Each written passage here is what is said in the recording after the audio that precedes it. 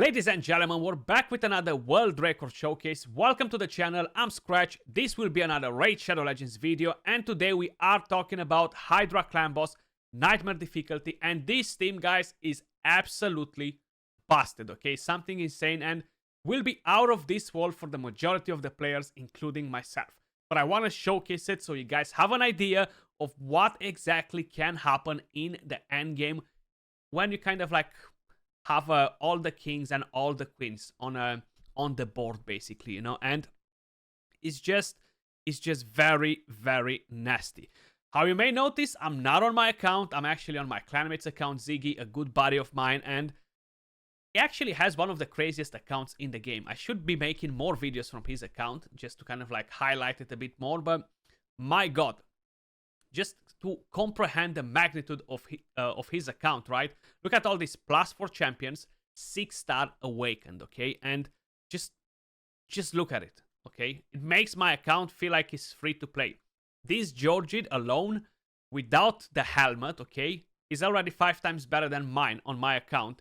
And mine is fully built, okay? Let me just put it there. Let me just stop it there, basically. Now, of course, we have another mind behind the whole thing, and the person that is running the account to do the Hydra is no one else but my other clanmate, Sato. You guys know Sato. He is at the top of Live Arena, and yeah, great player. Big shout out to him as well.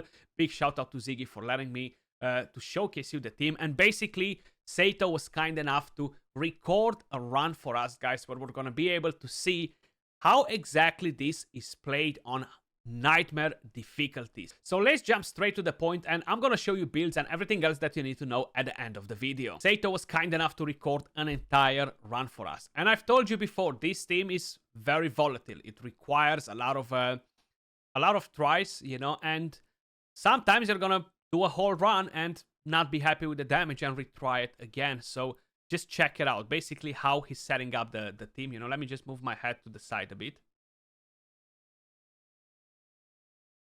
Look at that, bang. This is on Hydra Nightmare, guys. Hydra Nightmare, you just instantly spray the heads down. Almost all of them are dead, okay? Even the fourth one, the Head of Decay, is almost dead on Nightmare. So damn crazy. Reset, and basically that's all you're doing. Tranda's A2. You put hacks on all of the heads. It's very important to use it at the right time. Look at that. Look at that. Turn 0, 56 million damage. If this is not crazy, nothing else is. And Suzanne constantly boosting that Tranda, you know, with increased attack, with increased crit rate, and giving her the take a turn now, basically, because it's not an extra turn. And she really puts that Tranda to roll a lot, you know, to bring in a lot of damage. Of course, you could potentially even build her maybe a bit slower and do even crazier stats on your Tranda. But damn, you know, like, look at that. 1 minute in and we're already at 290 million damage, guys. 290 million damage. If this is not crazy, nothing else is, you know. Of course, I'm very curious to see how dangerous is with all these poisons from Gurptek for the team. Look at that. She hits for like almost 100 million damage. 80 million and 90 million, and my god. Jesus Christ. Let's see if he's actually gonna take down any of the heads with a hit. Like, I'm doing it on lower difficulties and my Tranda is not as crazy, you know. But I'm very curious to see if that A2 will kill any of the heads that spawned. Buttered. Like, they're down. They're down. They stood no chance even with that shield. The splash damage from the A2 is crazy. 41, 38. If she doesn't have the debuffs from Gurptek, of course, that's like what? 30% less damage or so. Is his passive, then is the mastery, Stoke to Fury, you know, so that's a lot of lost damage if you don't have the debuffs from Gurptek on all the time. But look at that, 97 million damage, 97 splash. Turn 6 and we're at 1 billion damage. Oh my god. 1 billion at turn 6. Now, even with Corporal Cadaver, this was not working like this. With Corporal Cadaver, the longer you were going in the run, the more damage you were doing, basically. And with this, the faster you're just dropping them down, the more damage you're doing, basically. Now, I've dealt with my team with no double Yumeko, no Yumeko at all, almost 2 billion on hard with my Tranda. I don't have a 6-star awakened or anything like that. The order of the videos was meant to be the other way around. Post the other video first and this after. But I had some things that made me stop the other video, so it's only gonna be out in a few days, guys. And yeah, look at it. It's just absolutely distraction. The heads, they stand no chance whatsoever. They are taking turns, of course, because would be almost insane for the Hydra heads not to take any turns whatsoever. A lot of RNG can come in play here if by any chance you have the affinity on the other heads, you know, being force, weak hits can mess you up. You don't kill the heads in time. They can devour champions. And not just that, you can get fear. The Head of Torment is very, very annoying. The Head of Blight, if he catches you off guard, he might be able to put a Toxic Cloud. I kind of like highly doubt it for this team because we have the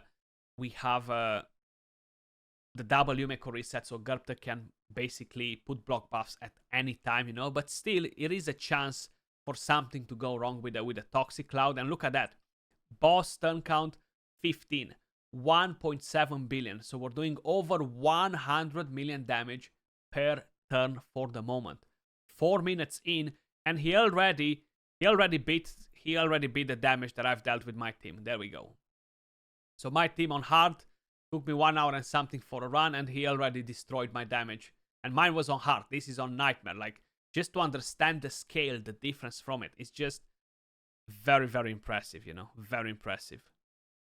I'm very curious to see what Plarium will actually do about this, you know, because look, I'm all in. Keep Tranda strong for the rest of the content, and it seems like the Hydra Clash created a lot of backlash, I would say, and a lot of the champions that are very strong, they weren't really thought through, especially for future content like the Hydra Clash or who knows what else might come in the future, you know. So Plarium needs to rebalance things. They don't need to nerf because they don't know to do anything else. They just wanna nerf, buff, but zero rebalance in between to adjust them. You know, so they need to find a balance where this is still a viable comp in a way or another. And same with the Corpulent. They need to bring Corpulent up a bit more so he is viable as a team as well to compete. So we have multiple teams available. Like Raid was always one of the games that prided itself with a lot of options, you know, so you're not limited to one team only for content. So I feel like they do need to do something about it. I'm very curious to see what though. So this is a 1 hour long run, guys, okay? We're actually gonna push towards the end a bit, and we're gonna see kind of like what's happening. You see 22 billion damage already, and this is not the key that he kept. So he put over 1 hour time in this, over 1 hour time in another, over 1 hour time in another, and then finally he got a 26 plus billion and kept that one for this week. Next week, again, he's gonna go a bit crazier, you know, and my god, the damage is just crazy. You gotta be very precise with the moves on your champions. You cannot mess around. If you lost focus for a few seconds, you can basically mess up your entire run, and that will require you to retry it again. So there's a lot of trial and error with this team. It's not easy to make it run. I do personally think that was much easier to get high damage with the Corpulent team compared to this one. This one makes it easier to set up because you just one-shot the heads instantly. But just kind of like how the entire run was playing out, the Corpulent was pretty straightforward. You get the damage, one-shot each one of the heads, how they come out. You always keep them down, try to leave the mischief for the last one. So you drop the Thermitor on all of the dead heads, deal more damage with the Hex. Pretty much the same sort of principle with this one as well, but it's just much harder to keep everything controlled. You see Toxic Cloud on that one can be an issue. They are getting low on the HP, can be an issue if one of the heads decides to just hit one of the champions, because you know what's going to happen then. they're gonna die. He has no revivers in the team. That's another thing that can happen. So if this Tranda right now doesn't really starts to put in some serious work, is gonna be in a bad spot. That provoke could have went on more champions, and Gerbtek was not gonna be able to cleanse Tranda or a different champion, you know. And actually, he wasn't. The provoke went on him. I thought that it was on Yumeko for whatever reason. But just as an idea, you know, like a lot of things can go wrong with a team. A lot of things. And with the corpulent one, it wasn't as annoying because yes, you had the chance of getting 3%ed by the Head of Mischief and to steal your shield, which was so annoying. But this one is definitely much harder to keep under control and keep it in a positive line with the damage and everything, you know. But there we go. We are coming closer to an end here. This will be a key of almost 24 billion damage, if I'm not mistaken. We're gonna see the total damage at the end. I'm gonna walk you through everything that you need to know about all that. So almost 24 billion damage. Let me just pause it to make sure nothing moves from here. And the whole idea, guys, yeah, Tranda, can we just somehow... Okay, there we go. 20 billion, almost 21 billion damage. Yumeko's 66 million, Lydia 2.7 billion, and that's because of the curse set landing the hex on multiple targets. The other Yumeko 135 millions, Gerbtek 8 million, and again Suzanne 0 damage, 0. So that means one thing: perfect tuning. Okay, when you're creating such a perfect tune where your Suzanne is so in tune, so in sync with the rest of the team, there's only a couple of words that can describe it. Perfect tuning, guys. But yeah, this was the damage for the run that he recorded. Let me quickly show you the new world record and the stats on the champions. And my god, you've seen that damage before, but this is the actual key that he saved in the game. This is the world record key, guys. 26 billion damage on Hydra Nightmare. It's just out of this world. And what I want to say, spot on to Saito, because somehow he managed to make 0 damage, okay? He managed to make 0 damage with Suzanne. 0. How can you even do that? So basically, she never attacked the boss. Just constantly used the A3, A2, A3, A2, A3, A2 for the entire duration of the fight, okay? For 1,500 turns, okay? Which is crazy. Even if you want to try to avoid any damage on her, somehow you can... You're gonna hit somehow. You're gonna do some damage, you know, but he managed to do 0. Tranda, 23 billion damage, guys. Now, look.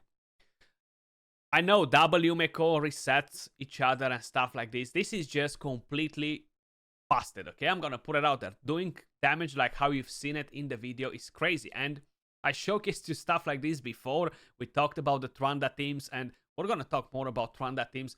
This is not something new. Now, of course, we didn't really expect it to see such a high damage on Nightmare. I'll be honest with you. Once they kind of like said, okay, we nerfed the Corpulent, I was not expecting to have the Tranda teams doing so much. I thought that they will get past 10 billion, but I didn't thought that they will get to 20 plus billion, and this will go even more, okay? This will go higher to 27, 28, 29, like... Is not the only person pushing for the world record. It's Callus out there from Tombs of Nazarick, if I'm not mistaken, and they're kind of like constantly going at each other, you know. And I'm pretty sure maybe this week he might surprise him with a slightly higher damage, and then next week they're just gonna have fun, both of them, and other people might join in the fun, you know. And I'm sure they'll break 30 billion with the team, and slowly they will reach even higher. It was the same with the Corpulent team, you know. It started lower, but then it just skyrocketed to 40. But that being said, guys, this alone gave him how many Hydra Clash points? Let me just see. Look at that, okay? So crazy, okay? Just a crazy amount of points. I can't believe it. 100 billion points, okay? Just from one damn key. It's just out of this world. But let me show you the builds, guys, because I know that that's what you all want to see, and they are pretty damn juicy. So recently used first, This is the show of the star. Tranda, +4, 6-star awaken. That's the secret. You're not gonna do this without having a 6-star awakened Tranda. You can do it without having her at +4, but you need to have that 6-star to have the crushing rend. So crushing rend, guys, how I mentioned, will ignore defense, okay? Every hit will ignore a percentage of the target's defense. Will ignore 1% defense for every 10 levels. Every 10 levels. Now, the Hydra on Nightmare has 310 levels, if I'm not mistaken. So you're going to ignore 31% of the target's defense. Then you have a Savage set. You're going to get 25% more from that. Then you're going to have the Cruel set. 5% more from that. Then, of course, you're going to have the Helm Smasher. 25% more from that. Then, of course, you're going to have the Great Hall. 20% more from that, okay? So this is what makes it go crazy. And the fun part is that this Great Hall is far from being fully developed. Like, he can get 17% more attack. He can get more crit damage, okay? 15% more crit damage. Once you're gonna get all that on Tranda, she's gonna do even crazier damage, guys. Like, it's going to be very, very nasty, and it's going to happen fairly soon. So let's go over the total stats, man. Tranda, 59k HP, 10,000 attack, almost 10.1k attack. Now, that's what I said, out of this world. But if you're paying attention, a blessing gives you 750. An empowerment gives you 643. Then you have the gear ascended, okay? The ascension boosts the stats so much. And when you're selecting the Hydra battles, 10.1, almost 10.2k attack. She doesn't need to have full crit rate because of Suzanne, who boosts the crit rate, increase attack. And she's pretty fast, honestly, at 226 speed. 410 crit damage, guys. 410. Just crazy, man. Like, wow, you know? I cannot do this on my account. No matter what I'm doing, I can spin in circles, do backflips, front flips, hit my head on the wall, and I won't get anywhere closer to this, okay? So let me just put it like that. That's why I said it's definitely out of this world, but just imagine the magnitude, the power of this champion if she's able to do so much damage on that Hydra clan boss. And of course, with a weaker build, you're not going to do as much damage, but you're still going to do pretty stupid damage. Masteries, we have a offense and support 3. Helm Smasher as tier 6, of course. Stoke to Fury, Gerbtek is part of the team. And I'm going to show you each one of the pieces of gear one by one, because I know it's something that people would want to see. Like, how can you get these insane stats? So if you look at these stats, you see very low roll on attack, low roll on crit rate, low roll on crit damage. So this is looking like a good weapon, but it's actually not god perfect roll because the rolls are so small. Then you have the helmet. This is a nice helmet. You have a good rolls, 25 attacks, so the maximum would have been 28 if I'm not mistaken. So you're a bit short there. Crit rate 6 out of 7. So this is a very, very sexy helmet. I'm gonna call it sexy because it is. Then you have the shield. You see everything ascended attack as well. Speed, crit damage, crit rate. Gloves, crit damage gloves. You have speed, attack, crit rate, crit damage, ascension. Boosts even more the stats. Then you have the chest piece. Attack chest piece. This again is an average chest piece, okay? I would call it average for this level of accounts, okay? Because 2 of the rolls went on flat HP. If those 2 rolls would have went on crit damage, it would have been something different. But the ascension makes this piece god roll because it ascended attack on it. And it's so hard to get one of them done. It took me ages till I got a good chest piece. Then boots. Ascension on attack. No speed, no crit rate on the boots either. Having the empowerment at +4, getting the extra stats from there, 15% crit rate or 10% crit rate, how much you're getting from there, the extra crit damage, and the blessing at 6-star. They add so many stats, man. It's just disgusting. Ring. Attack ring, of course. Triple roll, a very nice one. It ascended HP rather than attack. Crit damage amulet. Of course, ascension on crit damage. And you have an attack banner with ascension on attack. And this is actually not a wow banner. It's only 1 roll on attack. So imagine if this would have been a double roll on attack rather than that defense, it would have been even better. Or maybe one roll on speed, triple on attack, even better. So it's actually the reason why I'm calling the gear not God tier and stuff is just to make you understand that there's room for improvement on this disgusting build, okay? That's why I'm saying it, okay? Which is just wow, you know? It's just wow.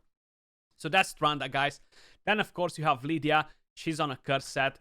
Total stats on Lydia, we have a 57k HP, 2.8k HP, 2.8k attack, 5.6k defense, 281 speed, no crit rate, no crit damage, resistance, and you have accuracy, 458 resistance, 383 accuracy. Now, what I'm curious is, why is he having so much defense and not more crit rate and more crit damage and more attack? Because the bosses barely took a turn. I guess he kind of like wanted the resistance, so that's kind of like what you're getting when you're trying to do that. Then the accuracy, so it's a bit harder with a curse set. I would understand that. Masteries, offense and support 3 guys. So that's kind of like where we are. Pretty damn nasty. War Master as tier 6. Then we have Gerbtuk. Now, of course, Saito is a smart man as well, and he used Gerbtuk as the target for the first champion to get devoured.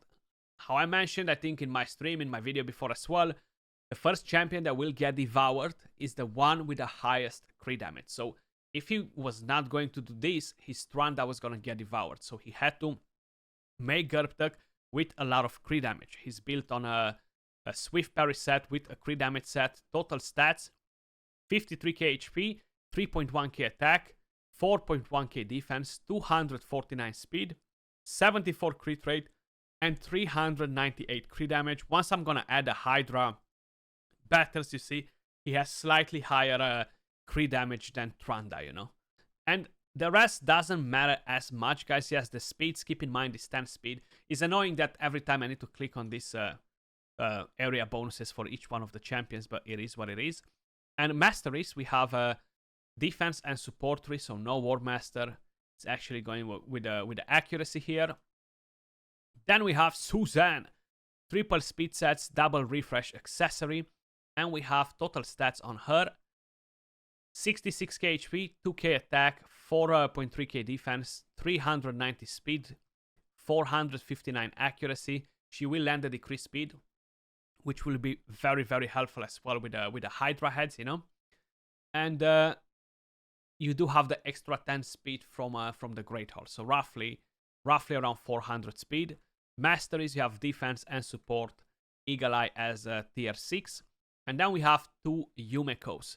And this is a +2. You see they have 6-star blessings, but only one of them really has a blessing for Hydra. And same with Suzanne, she has a 6-star, but that's mainly to boost Tranda's attack, okay? So the aura is gonna get increased even more because you're using Tranda as the aura, so you're getting the extra attack from there, plus you're getting the 6-star blessing from Suzanne, the intimidating presence, which will boost the aura, strengthen your team's aura by 35%, you know? So basically, Tranda will have like a 40+% increased attack from her aura, which is gonna be even more nasty. So this is with temporal chains. It's not really gonna do anything on Hydra. Total stats, you have 65k HP, 2.1k attack, 4.4k defense, 419 speed, 664 accuracy. Now with the area bonuses, it goes to 430. Masteries, defense and support 3. And for Suzanne, pretty much the same, defense and support 3 guys. And moving over to the last champion, the second Yumeko. Perception, speed, and total stats on this one, we have 60k HP, 2.4k attack, 4.4k defense, 310 speed, 400 resistance, 400 accuracy. With the Hydra Great Hall, it's gonna go a bit higher, how you may notice. And masteries, defense, and support 3. Guys, this is the craziest Hydra team in the game, hands down. I do think it's a busted team, how you've noticed as well. The damage is just wow, out of this world. Let me know your thoughts in the comments down below. Big shout out to Ziggy and Saito for letting me to showcase this team to all of you guys, so you get an idea of what happens in the background in Raid Shadow Legends. Much love, appreciate all of you watching, and I'll catch you all soon in the next video. Peace.